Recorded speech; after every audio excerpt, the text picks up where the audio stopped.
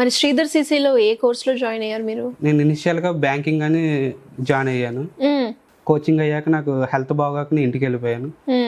దాని తర్వాత కరోనా వచ్చింది. కరోనా వల్ల నేను ఇంకా అక్కడ ఉండిపోయాను. తర్వాత ప్రైవేట్ సెక్టర్కి వెళ్ళిపోదాం అని చెప్పి బ్యాంకింగ్ మానేసి అటు ట్రైల్ వేస్తే అటు జాబ్ వచ్చింది. పెద్ద ఎంఎన్సి కంపెనీలోనే వచ్చింది.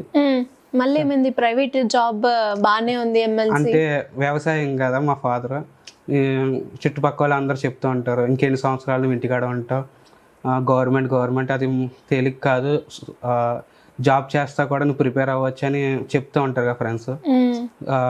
అలా ఇంటి పక్క వాళ్ళు కూడా చెప్పడం వల్ల సరే ఎందుకు పేరెంట్స్ని ఇబ్బంది పెట్టడం అని చెప్పి నేను అటు సైడ్ వెళ్ళాను. అటు సైడ్ వెళ్ళాక 1 year బాగానే చేశాను. వాళ్ళు 1 year చేసాక కూడా నాకు ఇంక్రిమెంట్ పెద్ద అనిపించలేదు. ఓకే.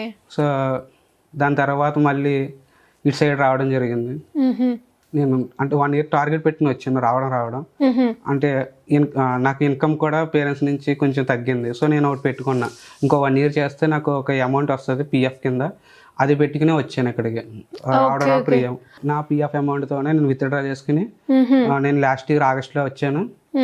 అలాగే నేను అవి అమౌంట్ నాకు ఒక 6 months 7 months వచ్చినాయి. దాని తర్వాత నాకు కొంచెం ఇబ్బంది అనిపించి మన శ్రీధర్ సిసిలోనే కొంచెం కంటెంట్ సైడ్ ఇలా జాబ్ తీసుకుంటారని తెలిసి నేను ఇలా కాంట్లో జాయిన్ అయ్యి నాకు ఎంతో కొంత ఒక పాకెట్ మనీ టైపు నేను ఇక్కడ నుంచి చదువుకునేలాగా నాకు కొంచెం సపోర్ట్ చేసింది.